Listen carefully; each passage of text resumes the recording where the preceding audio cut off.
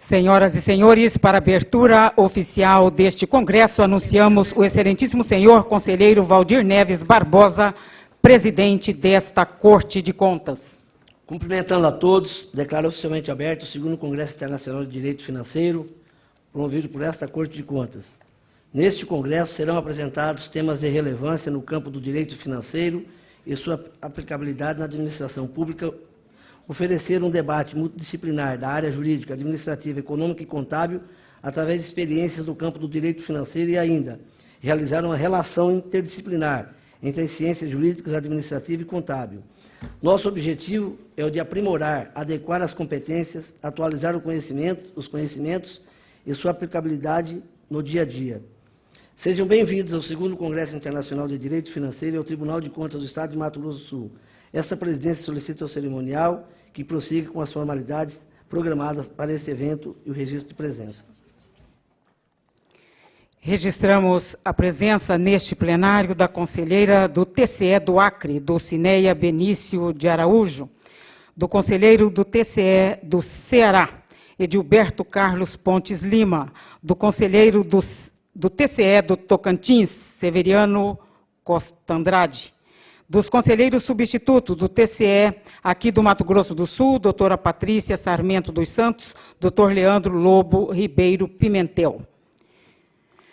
Para as boas-vindas e seu pronunciamento, anunciamos a palavra do conselheiro Ronaldo Chadid, vice-presidente desta Corte de Contas e coordenador deste congresso.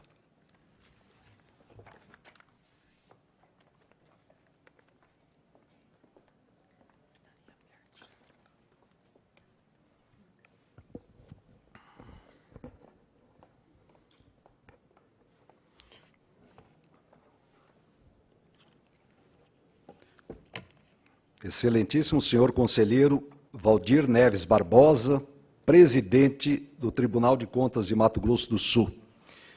Excelentíssimo deputado professor Rinaldo, representante da Assembleia Legislativa. Excelentíssimo senhor desembargador Pascoal Carmelo Leandro, vice-presidente do Tribunal de Justiça. Excelentíssimo senhor professor doutor Francisco Pedro Jucá, juiz do trabalho da 2ª Região, titular da 14ª Vara do Trabalho de São Paulo e presidente da Sociedade Paulista de Direito Financeiro. Excelentíssimo senhor conselheiro Valdecir Pascoal, presidente do Tribunal de Contas do Pernambuco e presidente da Tricom. Excelentíssimo senhor conselheiro Irã Coelho das Neves, corregedor-geral do Tribunal de Contas do Estado de Mato Grosso do Sul. Excelentíssima senhora conselheira Marisa Monteiro Serrano, diretora da SCOEX.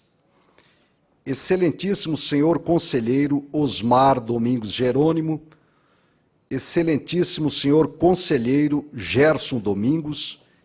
Excelentíssimo senhor José Aedo Camilo, Procurador-Geral de Contas do Ministério Público de Contas do Estado de Mato Grosso do Sul. Excelentíssimos senhores conselheiros, conselheiros substitutos, autoridades, acadêmicos, senhoras e senhores. Ao descortinar este segundo Congresso Internacional de Direito Financeiro, quero externar a felicidade de todos os integrantes deste Tribunal de Contas de Mato Grosso do Sul em sediar tão importante conclave na área de gestão e controle das finanças públicas. A satisfação das necessidades coletivas com atendimento das políticas públicas prescinde de um bom planejamento, organização e escorreita aplicação de recursos por parte dos gestores públicos, bem como de uma fiscalização efetiva pelos órgãos de controle.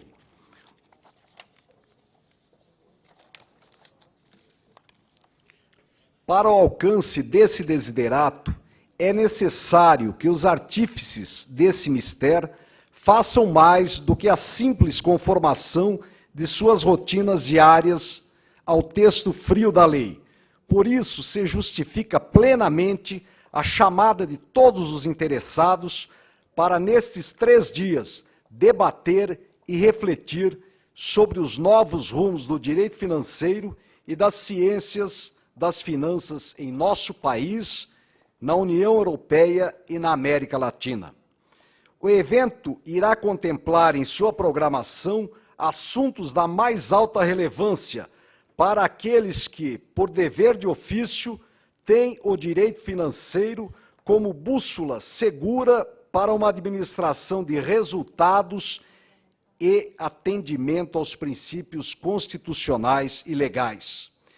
Desde o direito comparado em matéria de finanças públicas, passando pelo controle externo na Argentina, a governança pública, o programa Qualidade e Agilidade dos Tribunais de Contas, o controle da impessoalidade, judicialização da saúde e limitações orçamentárias, interfaces entre direitos humanos e finanças públicas, os 15 anos da Lei de Responsabilidade Fiscal e os 51 anos da Lei 4.320 de 64 serão alguns dos temas tratados neste congresso. O rol de palestrantes convidados representa o que há de melhor nessa importante área do conhecimento jurídico. Durante o congresso, teremos o lançamento de 2 obras de direito financeiro, sendo o curso de Finanças Públicas, de autoria do conselheiro do Tribunal de Contas do Estado de Ceará, Edilberto Carlos Pontes Lima, e curso de Direito Financeiro Brasileiro do desembargador federal Marcos Abraham. É imperioso registrar que o nosso Tribunal de Contas inaugura uma nova fase na relação com os seus jurisdicionados e, para tanto, promove, através da Escola Superior de Controle Externo, SCOEX, encontros regionais, palestras, cursos, lançamentos de obras com indicadores na área da saúde e educação e, pela primeira vez em seus 35 anos de existência, cedia um congresso desta magnitude. Tudo isso porque acredita que a prevenção evita o mau uso dos recursos públicos. É disso que a sociedade moderna espera muito mais dos poderes e das instituições. Aquela postura lenta e burocrática de outrora, que caracterizavam a rotina dos órgãos públicos e dos seus acomodados servidores, não encontra respaldo popular nos dias atuais. O cidadão de hoje é crítico, ele obtém informação em tempo real e tem acesso direto aos dados, antes secretos, de todos os órgãos da administração pública, mercê da lei da transparência. Essa mudança de realidade para o poder público e para a sociedade impõe que a prestação do serviço público seja ágil, de qualidade, composta de servidores habilitados, honestos, éticos e comprometidos com o interesse social. Na medida do possível, temos que atender à expectativa social, fazendo sempre além das atividades inerentes ao órgão, com ações voltadas à pesquisa e produção do conhecimento. Dentre muitos problemas recorrentes na relação administrador e órgãos de controle, merece destaque aquele relacionado à confecção e observância dos instrumentos de planejamento orçamentário. Falo do Plano Plurianual, Lei de Diretrizes Orçamentárias e Lei Orçamentária Anual, que são encarados como peças de ficção por muitos, servindo apenas para cumprir a determinação legal com o seu envio posterior ao Tribunal de Contas. Essa é uma situação que fere frontalmente os direitos fundamentais, atinge regras de direito orçamentário e financeiro e provoca o ativismo judicial. É dever de todos mudar esse cenário. para o enfrentamento desse e de outros percalços vividos pela administração pública brasileira, é que recebemos a todos, com muita alegria, para participar do 2º Congresso Internacional de Direito Financeiro. E desejamos que, ao final desta jornada, possamos assimilar os conhecimentos que nos serão legados pelos ilustres palestrantes. Ao finalizar, quero agradecer o presidente desta Corte de Contas, conselheiro Valdir Neves Barbosa, pelo irrestrito apoio à realização deste congresso. Ao professor doutor Francisco Pedro Jucá, que aqui representa a Academia Paulista de Letras Jurídicas, a Sociedade Paulista de Direito Financeiro e a Faculdade Autônoma de Direito de São Paulo, por ter contemplado o Mato Grosso do Sul como sede do Congresso em referência e por todo o incentivo ao estudo e à pesquisa do direito financeiro. Aos colegas conselheiros, aos conselheiros substitutos, ao Ministério Público de Contas, à comissão organizadora do evento, à Escola Superior de Controle Externo, à Tricom, ao Instituto Rui Barbosa, à Academia Sul-Mato-Grossense de Direito Público, aos patrocinadores e apoiadores. Que Deus ilumine e proteja a todos.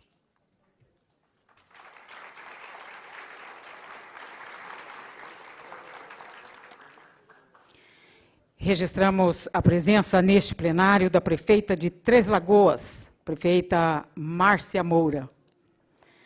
Do conselheiro do TCE do Amazonas, Júlio Pinheiro. Da conselheira substituta Milene Dias da Cunha, representando o presidente do TCE do Pará, conselheiro Luiz Cunha. Do conselheiro substituto Lucival da Silva Alves, do TCE do Amapá. De José Marcelo de Santana Neto, do TCE do Amapá.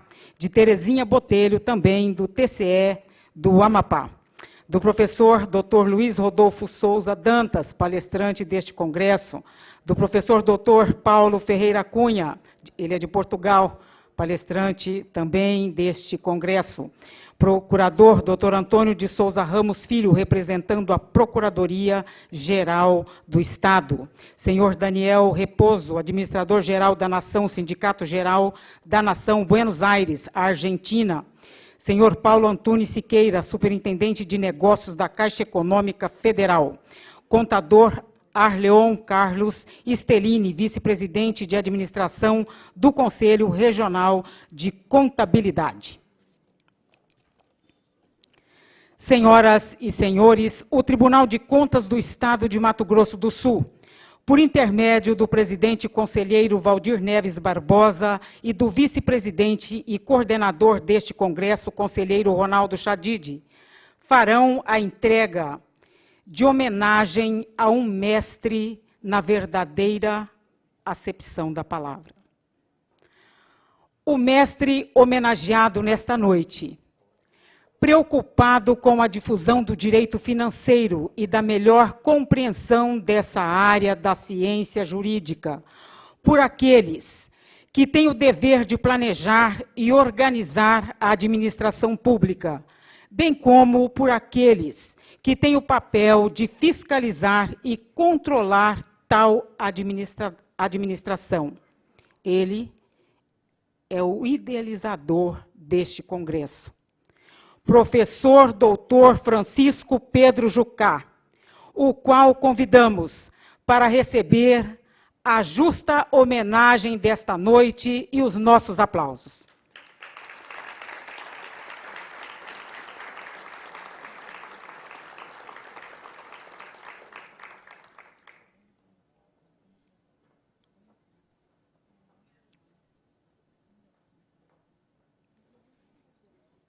Recebe do presidente desta Corte de Contas uma placa de homenagem que consta os seguintes dizeres. O Tribunal de Contas do Estado de Mato Grosso do Sul, por ocasião do 2º Congresso Internacional de Direito Financeiro, homenageia o excelentíssimo senhor professor doutor Francisco Pedro Jucá.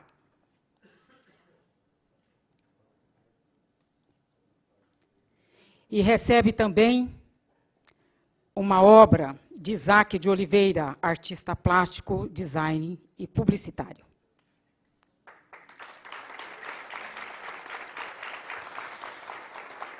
A Câmara Municipal de Campo Grande, por intermédio do vereador e professor José Chadid, também presta uma homenagem com uma placa de visitante ilustre ao professor doutor Francisco Pedro Jucá.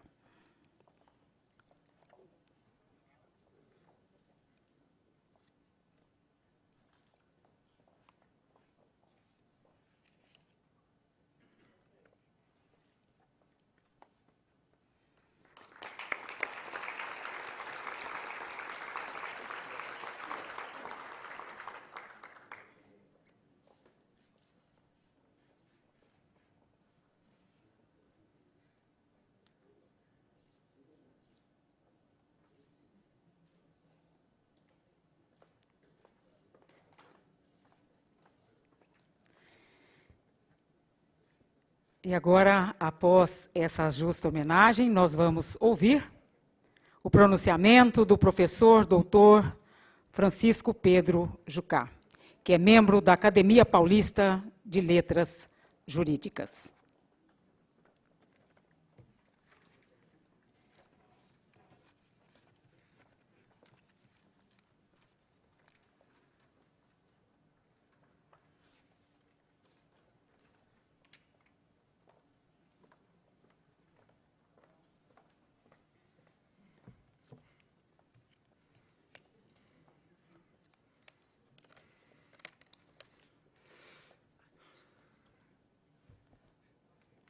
Eu preciso me apresentar. Eu sou o maior quebrador de protocolo que o céu cobre. E eu começo quebrando o protocolo, pedindo a permissão de vocês de não enumerar todas as autoridades presentes, mas de saudá-las na pessoa do presidente desta corte, o conselheiro Valdir Barbosa. E fazer um registro indispensável.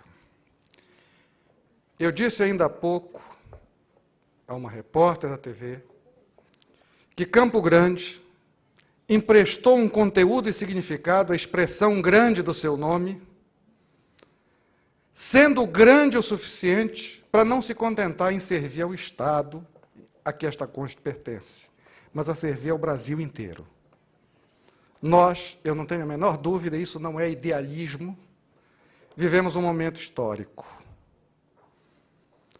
de ter a oportunidade de uma difusão aberta e franca, técnica, desapaixonada e realista do direito financeiro.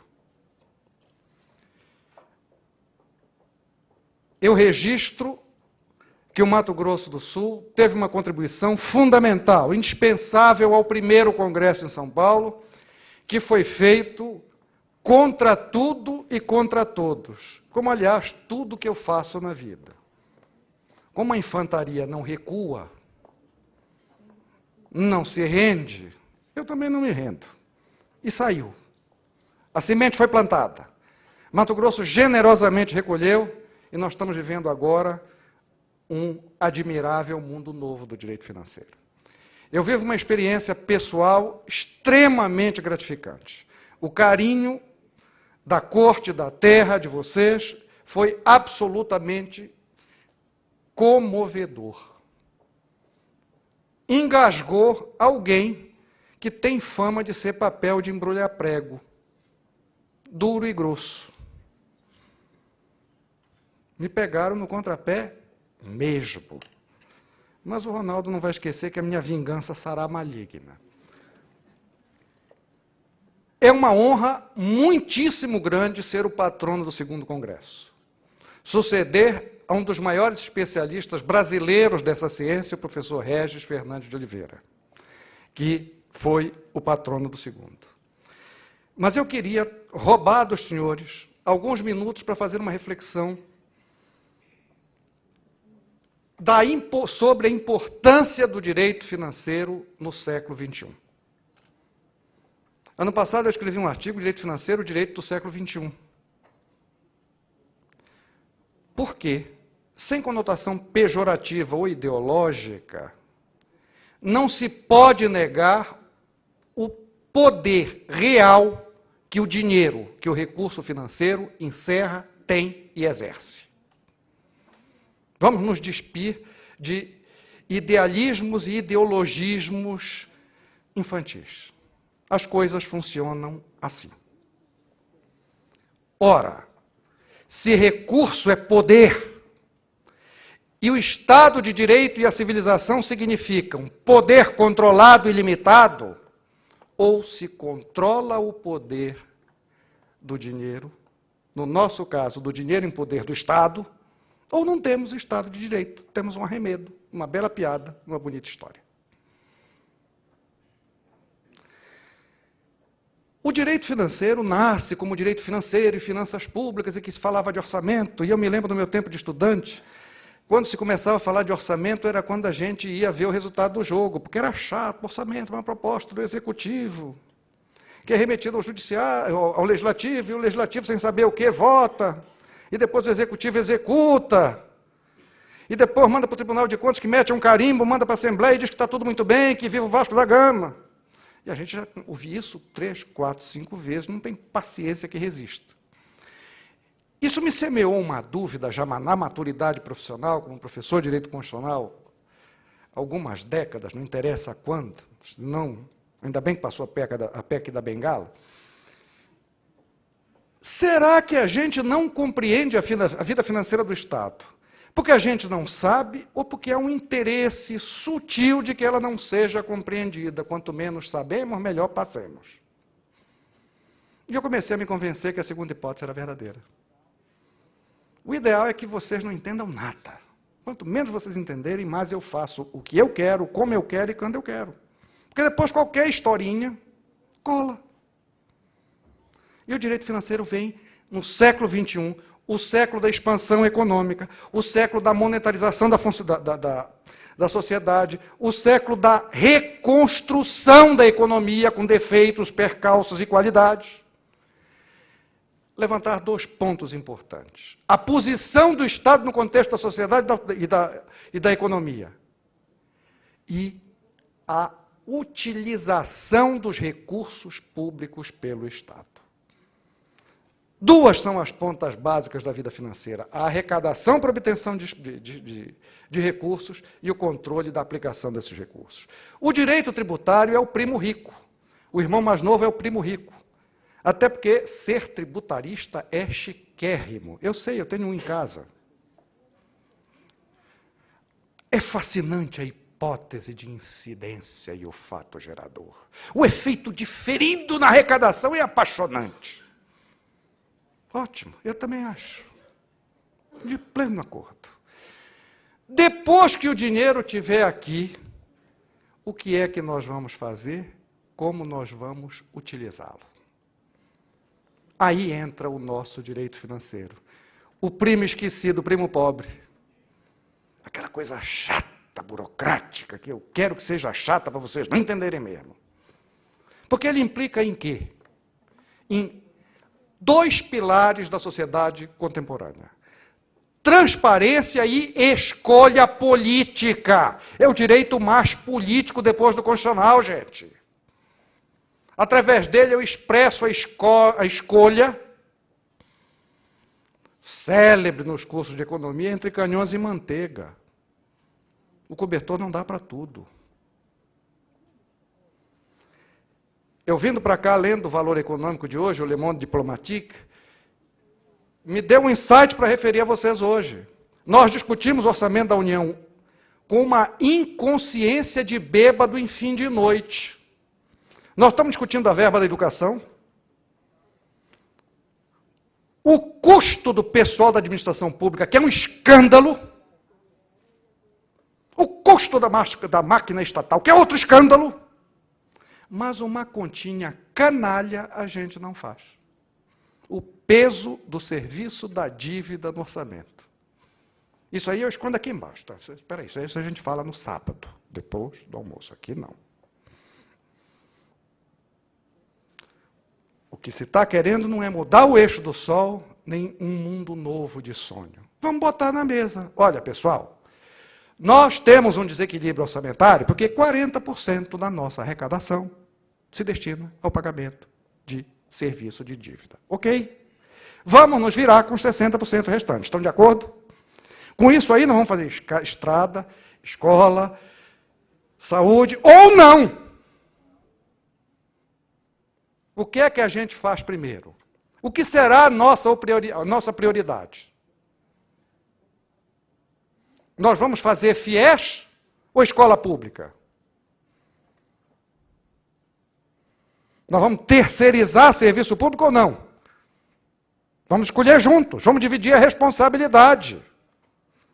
Não é uma decisão do iluminado da Baviera que se concentra e dá uma solução mágica. É o desafio que se põe no século XXI. É o direito do século XXI. E não é mais aquele direito que antes se pensava esotérico, que dizia respeito às vetustas cortes de contas e aos contadores. Não! Ele diz respeito à vida cotidiana, ele é expressão de cidadania.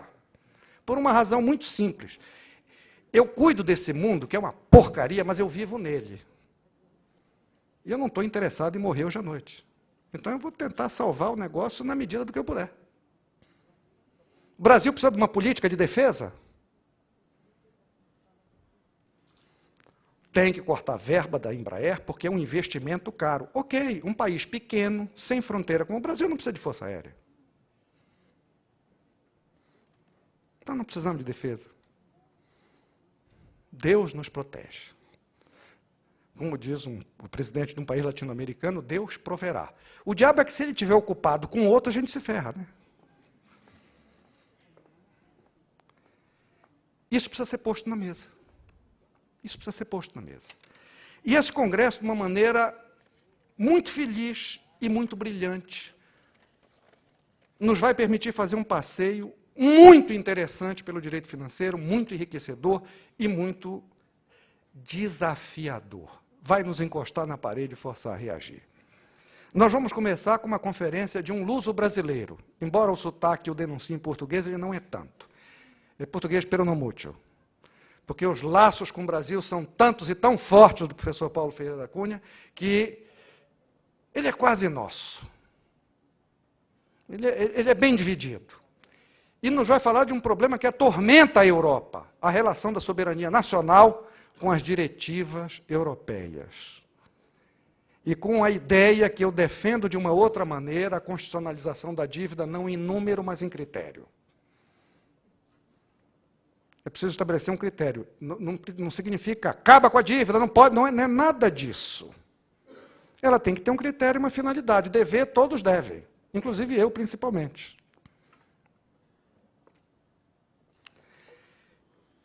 E, em seguida, o ministro Tarcísio Carvalho vai nos dar uma noção de uma coisa que é um pouco esquecida entre nós, que é o controle da impessoalidade.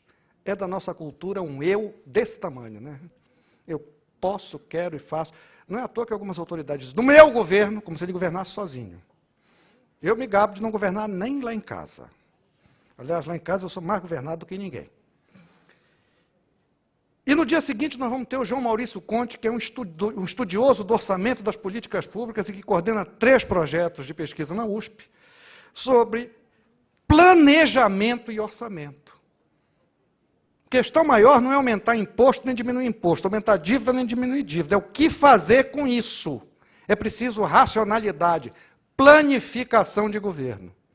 Não é o plano quinquenal que sucedeu a NEP do Lênin, não. Mas é preciso ter um norte, uma referência. Eu pretendo fazer tal coisa. Porque nos interessa a todos que ela seja feita. Ela implica num custo, numa despesa. Alguém tem que pagar a conta.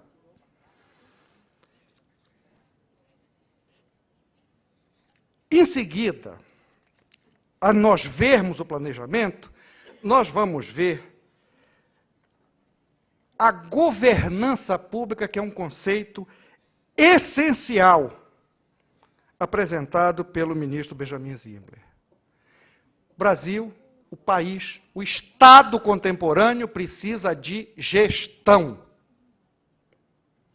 É preciso saber fazer, como fazer. É preciso produzir resultados, fazer as coisas acontecerem. Senão, estamos andando em círculos.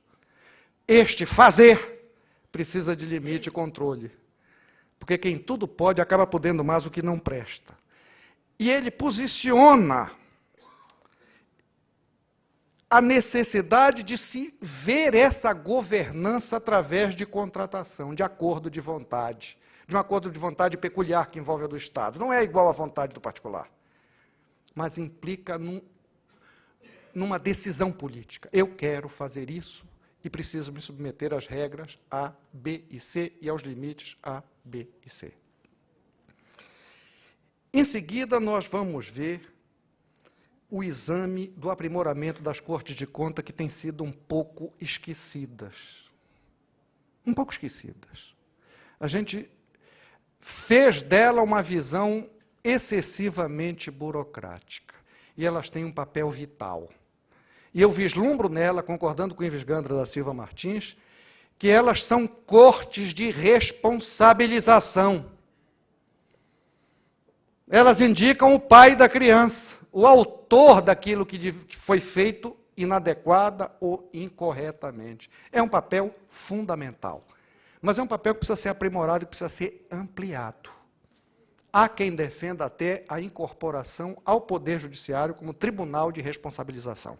É a tese do Ives Gandra, e o Banco Mundial andou dizendo isso há algumas décadas atrás, e eu acho que não esqueceu, e é uma ideia que precisa ser discutida. Não vamos, a priori, dizer que é boa ou ruim, sem a enfrentar. Até porque adivinhar é pecado. Na tarde de amanhã,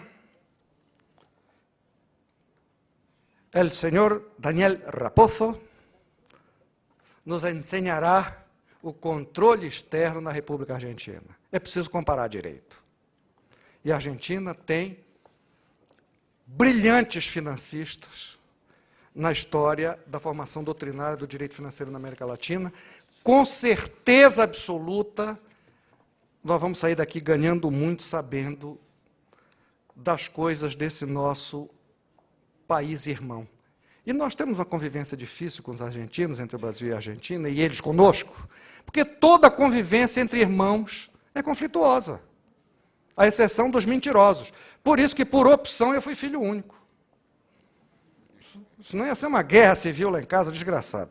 O diabo que o velho, como bom soldado, ia dar xadrez para todo mundo. Mas, em seguida, o professor Rodolfo Dantas nos vai falar de um aspecto fundamental para o direito financeiro, que é a contemplação da interface entre os direitos fundamentais e a efetivação deles diante do direito financeiro. A contribuição das finanças públicas para a concretização dos direitos fundamentais. E nós vamos encerrar com o meu conterrâneo Marcos Abraham, falando de judicialização da saúde e orçamento público que ele vem enfrentando nos últimos meses. E nós temos judicializado tudo no Brasil, né? E o duro na queda é que os coleguinhas juízes dão liminar sem medo de ser feliz. Eu autorizo o asfaltamento do Oceano Atlântico. E como é que vai fazer? Eu não tenho a menor ideia. Se o senhor não cumprir isso, eu lhe prendo, porque o senhor está descumprindo a ordem judicial. Eu tenho um certo medo desse ativismo judicial, porque quem sabe tudo não sabe nada.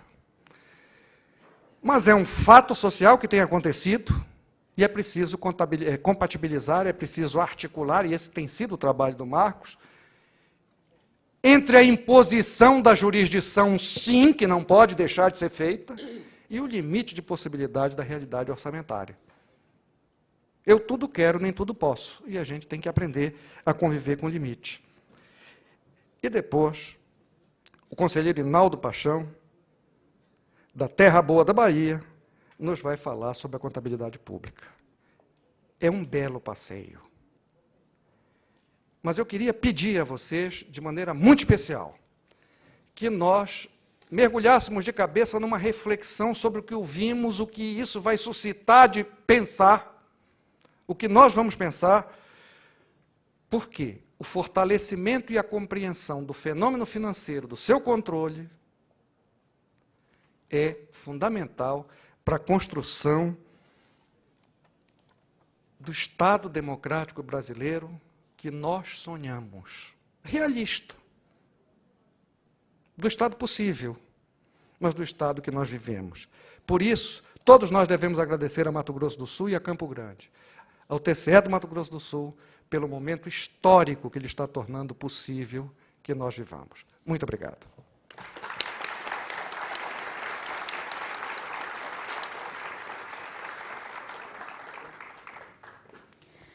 De acordo com a programação do 2º Congresso Internacional de Direito Financeiro, nós teremos, neste momento, o lançamento das obras. Curso de Direito Financeiro Brasileiro, 3ª edição, revista atualizada e ampliada, cujo autor é o desembargador Marcos Abraham, que será nosso palestrante da sexta-feira. Para a apresentação da obra, convidamos a conselheira Marisa Serrano, diretora da SCOEX. E convidamos também, para, juntamente com a conselheira Marisa Serrano, fazer o lançamento da obra Curso de Finanças Públicas, uma abordagem contemporânea, convidamos o autor do livro, o conselheiro do TCE do Ceará, Edilberto Carlos Pontes Lima.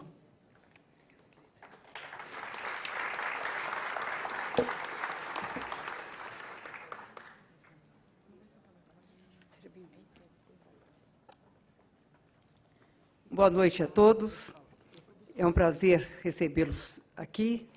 E em nome do nosso presidente Valdir Neves e do nosso conselheiro Ronaldo Chadid, que é o responsável maior por estarmos aqui hoje, cumprimentar todos os presentes. Mas a mim coube falar de duas pessoas, de duas personalidades fundamentais nesse momento, que nós estamos discutindo justamente o direito financeiro. E eu gostaria de apresentar aqui um livro que foi lançado a semana passada e cujo prefácio foi escrito pelo ministro Luiz Fux, do STF, que é o professor de Direito Financeiro da UERJ e desembargador federal da 2ª Região, e que fará uma palestra na sexta-feira sobre judicialização, como disse o professor Jucá, da saúde e limitações orçamentárias. É um livro, o curso de Direito Financeiro Brasileiro, que vai estar à disposição, através da editora Forense, e o professor Abraham vai estar aqui na sexta. Isso aqui é só para fazer um convite a todos que estão lá em cima, que estão aqui embaixo, que não deixem de estar aqui na sexta-feira ouvindo o professor Abraham. E a gente fica muito feliz por ele ter lançado esse livro e nós podermos recebê-lo aqui na sexta. E agora quero falar aqui do nosso conselheiro Edilberto Carlos Ponte Lima, um querido amigo dessa casa e que nos dá um prazer de mais uma vez estar conosco. E o livro que ele está lançando hoje aqui é Curso de Finanças Públicas, uma abordagem contemporânea. Esse livro vai estar sendo lançado logo depois do término dessa noite, com os autógrafos devidos, e estarão aí à disposição do público que queira adquiri-lo. Eu gostaria aqui, apenas, se me permitem, ler um trechinho do prefácio escrito pelo Dr. Raul Veloso. Ele diz o seguinte sobre a obra escrita pelo professor conselheiro Edilberto. Juntando a sólida formação acadêmica, a experiência acumulada até o momento, a despeito do tempo limitado que deve sobrar das suas atividades profissionais, Edilberto conseguiu escrever um livro sobre finanças do setor público com foco no Brasil, que o leitor deve aproveitar com bastante interesse. Vivemos um momento em que a relevância do tema continua igualmente forte na gestão macroeconômica do país, e em que ainda é grande a carência de obras do tipo escritas em português, especialmente para estudantes de economia e ciências correlatas.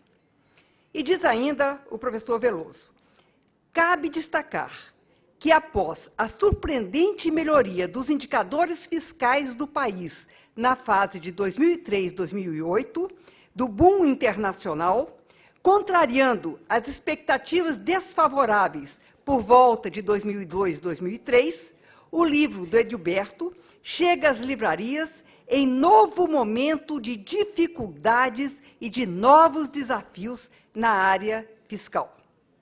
Veloso destaca ainda a elevada carga tributária, o aumento dos gastos do governo, os programas de assistência social, a dívida pública, o orçamento, a desigualdade de renda, a distribuição de recursos entre os entes federativos, que são assuntos recorrentes e que interferem, de uma forma ou de outra, na vida de todos nós, como disse o professor Jucá aqui há pouco.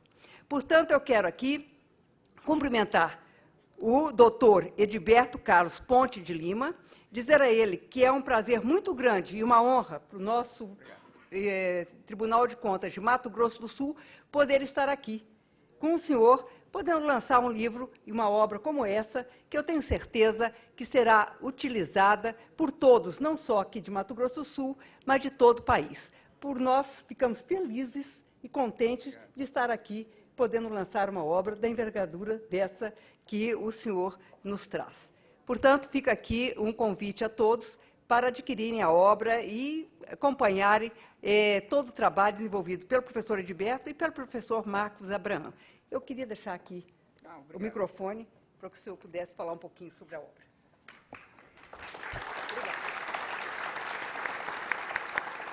Obrigado, conselheira Marisa. Cumprimento Vossa Excelência, cumprimento a mesa no nome do presidente Valdir Neves. Cumprimento a todos, boa noite. É uma grata satisfação lançar esse livro aqui no Tribunal de Contas do Mato Grosso do Sul. Ouvindo agora o professor Francisco Pedro Jucá, e fiquei realmente, achei as suas palavras fantásticas, porque exatamente é esse o interesse do livro, exatamente nesse sentido, que entender que o orçamento público é algo essencialmente político. É exatamente ali onde se decide, quando se diz que determinada política é prioridade, mas se você examina o orçamento público e tem pouco recurso, então ela não é prioridade, é apenas um discurso vazio, um mero adorno. Então, quando se discute a tributação, é exatamente uma questão política, porque ela diz o seguinte, olha, determinado setor vai pagar mais, determinado setor vai pagar menos, determinado setor vai ter renda disponível maior ou menor, determinada região vai receber mais recursos ou menos recursos. Exatamente sobre isso. Então, finanças públicas trata exatamente isso, é uma área de fronteira entre a política e a economia. Todos os temas das finanças públicas tratam disso, desde o tamanho do papel do Estado, um Estado maior ou um Estado menor, mais políticas públicas, menos políticas públicas, mais acesso por meio de programas sociais, educação, saúde, transferência direta de renda, tudo isso envolve o dia a dia das pessoas. Então, são questões essencialmente políticas, e que a economia, o direito financeiro, procura auxiliar. Mas, se a gente não entender que essa dimensão, a dimensão política, do debate público que se envolve, será um discurso meramente vazio. Então, professor, me identifiquei muito com as suas palavras, que o livro trata exatamente desses temas. E um dos temas que também escolhi foi o controle, eu acho que talvez essa é uma das novidades do livro em relação a outros, é que o controle, os órgãos de controle, conselheira Marisa, em geral, eles são tratados, e até essa participação no Poder Judiciário, quando a gente observa a abordagem tradicional, ou não se fala nisso, não se fala do papel do Poder Judiciário, ou não se fala do papel do Tribunal de Contas, ou se fala com perplexidade, uma mera perplexidade. Puxa, como pode? Isso não pode, o Tribunal de Contas não pode interferir tanto, o Poder Judiciário não pode interferir tanto. Uma mera perplexidade, mas que não dá conta que no mundo moderno, no mundo contemporâneo, esses atores são essenciais, estão aí e devem ser até criticados por excesso de atuação, essencialmente, mas devem ser analisados, devem ser estudados. Então, basicamente, esse é o assunto do livro. Agradeço outra vez a oportunidade de lançá-lo aqui. Terei grande prazer em conversar com quem quiser sobre o assunto. Obrigado, gente. Eu esqueci só aqui, também não sou cerimonialista tanto, mas o doutor Edilberto é doutor em Economia pela Universidade de Brasília, UNB, mestre de Economia pela Universidade Federal do Ceará, especialista em Políticas Públicas pela Universidade de Washington e bacharel em Direito pela Universidade de Fortaleza e em Economia pela Universidade Federal do Ceará. Portanto, aí tem um longo currículo que não dá para a gente ler todo aqui, mas a gente fica muito orgulhosa de tê-lo conosco nessa noite.